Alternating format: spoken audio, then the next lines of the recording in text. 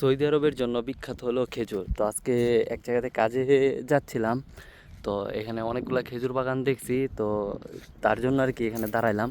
তো জায়গাটার নাম হলো আপনার উগদা হাইল।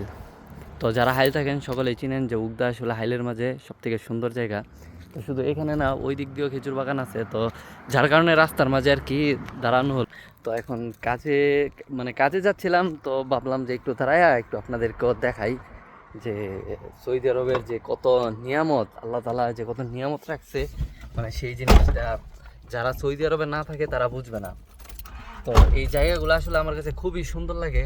উগদার যে জায়গাগুলো আছে, আমি আপনাদিকে পাহাড় এবং সব দিকে এস্তারা রয়েছে, যার কারণে জায়গাগুলো খুবই সুন্দর সুন্দর লাগে। তো যারা যারা হাইলে থাকেন এখনও উগদা আসেন নাই, আপনারা সকালে উগদা আসবেন। কারণ সব থেকে সুন্দর জায়গা ওই হলো হাইলের মাঝে উগদা। কারণ আমার কাছে ভালো লাগে, পাহাড়টা আর বলেন সব কিছুই আর কি এই উগদাতে দেখা যায়। তো কে কোন জায়গা থেকে আছেন সৌদি আরবের মাঝে অবশ্যই কমেন্ট করে জানাবেন। আর কে কোন জায়গায় থাকেন, সব থেকে সুন্দর জায়গা কোনটা, অবশ্যই সেই ছবিগুলা কমেন্টের মাঝে একটু কষ্ট করে দিবেন।